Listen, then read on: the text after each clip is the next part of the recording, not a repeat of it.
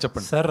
మీరు ఇక్కడ you made your mark and you went to బాలీవుడ్లో బిగ్గెస్ట్ బ్లాక్ బస్టర్స్ చేశారు.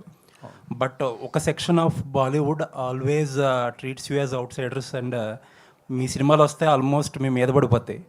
అండ్ ఆ వర్గాన్ని ఇండియాస్ బిగ్గెస్ట్ సూపర్ స్టార్ అని చెప్పి ఒక ట్యాగ్ పెట్టి మొత్తం అందరినీ కూడా ఒక ఊపు ఊపేశారు. అటు సైడ్ నుంచి రియాక్షన్స్ ఎలా ఉన్నాయి? దట్ సైడ్ ఆఫ్ ఇండస్ట్రీ నుంచి మీకు తెలిసింది. అంటే కొద్దిగా వాళ్ళు అంటే ఒక సౌత్ నుంచి ఒక యాక్టర్ని తీసుకొని మనం బిగ్గెస్ట్ సూపర్ స్టార్ అని వేస్తే కొందరు డెఫినెట్లీ హర్ట్ అయ్యారు. బట్ ఇట్ డజంట్ మ్యాటర్, అది మన పర్సెప్షన్, మనం ఏమనుకుంటున్నాం, మన హీరో మనం ఎట్లా ప్రొజెక్ట్ చేద్దాం అనుకుంటున్నాం.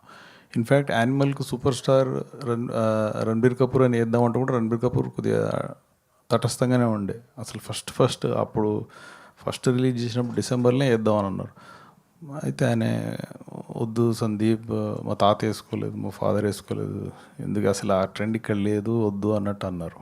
అంటే సో తర్వాత ఇక సినిమా అంతా అయిపోయాక దెన్ సరే మీ ఇష్టం అని అన్నారు. సో హీరోలకు పర్సెప్షన్ మనం క్రియేట్ చేస్తాం కాబట్టి, అంటే మనం అంటే నేను కాదు, Sandeep thought that it makes sense అని చెప్పేసి. So India's biggest super star అనేది ప్రభాస్ గారితో డిస్కస్ చేశారా వేసే ముందు? ప్రభాస్ గారితో అవునండి డిస్కస్ చేసినాం. ఆయన రియాక్షన్ ఏంటి? అంటే ప్రభాస్ గారు ఏం పెద్ద అబ్జెక్ట్ చేయరు, ఈస్టర్న్ డార్లింగ్ అంటారు. ఓకే సరే. అండ్ ప్రభాస్ గారి సినిమాల్లో ఆయన he's the only super star who is making multiple films ఒకదాని తర్వాత ఒకటి, and he's delivering back to back films are super.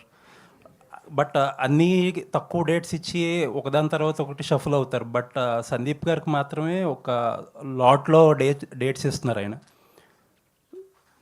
అలా ఏం లేదండి, అంటే మీన్ ఈజ్ బీన్ ఫ్లెక్సిబుల్. ఇప్పుడు ప్రస్తుతానికి ఫౌజీలు ఉన్నారు, ఫౌజీ అయిపోయాక మా దాంట్లోకి వస్తారు. రెండింటి మధ్యలోనే స్విచ్ అయ్యారు. So next video content of spirit ఎప్పుడు ఎక్స్పెక్ట్ చేయొచ్చు? అది సందీప్ అండ్ ప్రభాస్ అన్న విల్ డిసైడ్ అండి. Okay sir, all the best sir, looking forward. Thank you.